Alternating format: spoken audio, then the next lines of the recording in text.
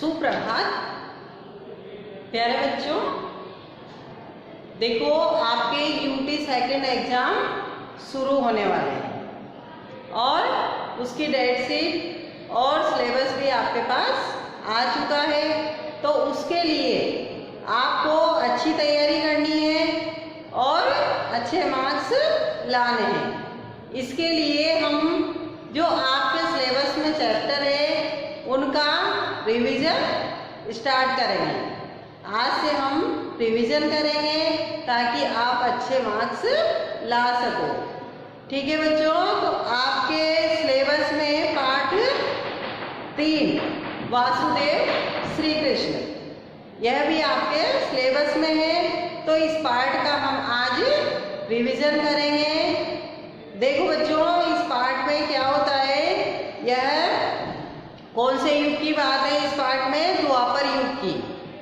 तो द्वापर युग कौन सा युग था? जब देवताओं का राज था, मतलब जिस युग में देवता थे उसे द्वापर युग कहते हैं। बात भारत की सामाजिक दशा बड़ी शोचनीय थी।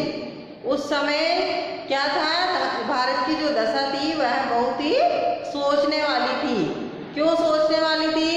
क्योंकि उस समय पे बहुत ही पापी राजा उत्पन्न हो गए थे। इस संसार में बहुत सारे पापी राजा उत्पन्न हो गए थे, इसलिए भारत की जो दशा थी वो सोचने वाली थी।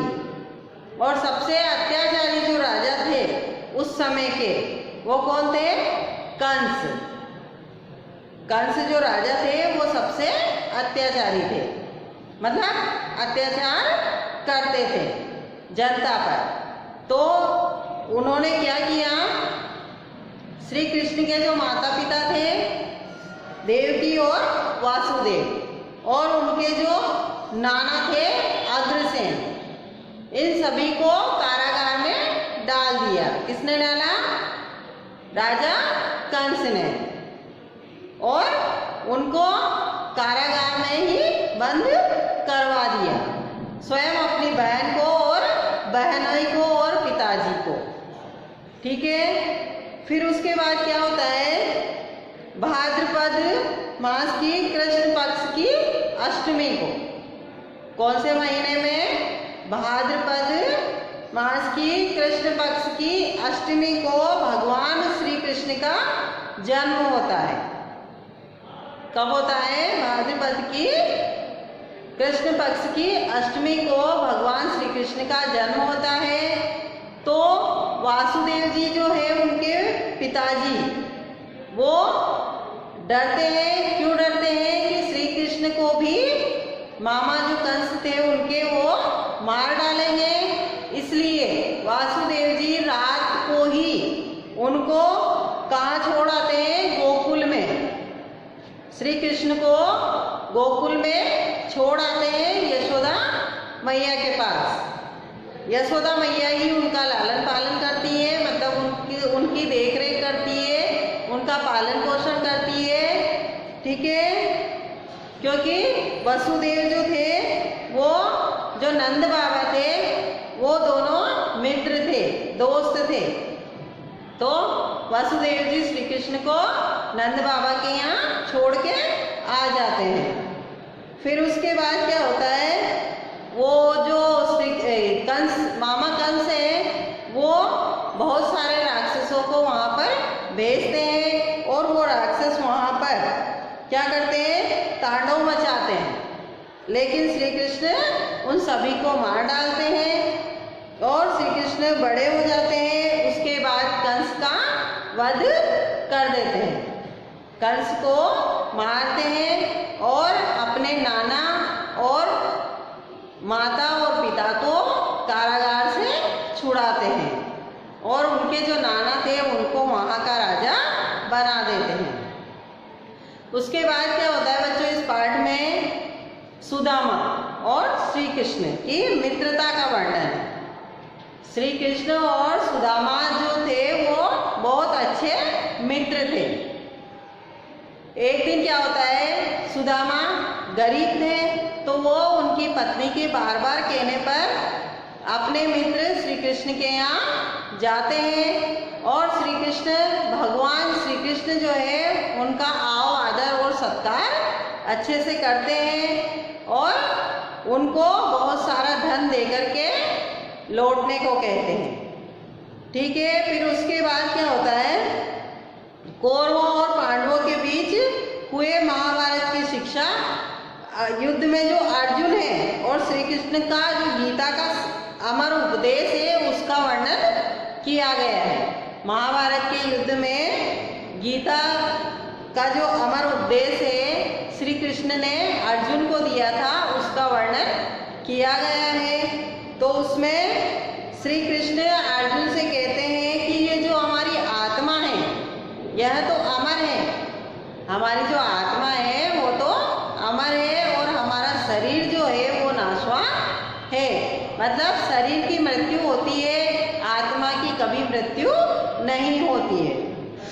ठीक है बच्चों, तो ये हमारा पाठ खत्म हुआ और इसमें उपदेश दिया गया है, अर्थात इस पाठ से हमें शिक्षा मिलती है कि अत्याचारी का सदैव नाश होता है। जो अत्याचारी व्यक्ति होता है, जो दूसरों पर अत्याचार करता है, उसका नाश मतलब उसका अंत कभी न कभी तो होता ही है, हमेशा उसका अंत स्वाभाविक है, उसके अत्याचारों का अंत स्वाभाविक है। ठीक है बच्चों, ये हमारा पार्ट 3 समाप्त हुआ, इसका रिवीजन। अब इसमें से बच्चों आपसे कुछ प्रश्न पूछे जाएंगे, तो उन प्रश्नों के उत्तर आपको अच्छे से याद करने हैं और पेपर में लिखने हैं और अच्छे मार्क्स लाने हैं। तो उन प्रश्नों को मैं आपको एक बार और बता देती हूँ। जैसे इसमें पहला प्रश्न है, श्री कृष्ण का जन्म कब हुआ था? तो श्री कृष्ण का जन्म कब हुआ था? भाद्रपद मास की कृष्ण पक्ष की अष्टमी को। कब हुआ था? भाद्रपद मास की कृष्ण पक्ष की अष्टमी को श्री कृष्ण का जन्म हुआ था। दूसरा प्रश्न है, कंस कौन था? उसने कौन सा अत्याचार किया था? तो कंस कौन था? मथुरा का राजा था और उसने अत्याचार क्या किया था? अपने बहनोई और पिता को ही कारागार में डाल दिया था। क्या अत्याचार किया था बच्चों? कंस ने अपने पिता और बहनोई को कारागार में डाल दिया था। तीसरा प्रश्न है, श्री कृष्ण के माता पिता का क्या नाम था? तो श्री कृष्ण के माता पिता का नाम क्या था? माता का नाम था देवकी और पिता का नाम था वसुदेव। फिर चौथा प्रश्न है, सुदामा श्री कृष्ण के यहाँ क्यों गए थे? अपनी पत्नी के बार बार कहने पर सुदामा श्री कृष्ण के यहाँ गए थे। फिर पांचवा प्रश्न है, गीता का अमर उपदेश क्या है? गीता में जो अमर उपदेश दिया गया है वह क्या है? तो क्या अमर उपदेश है बच्चों गीता में?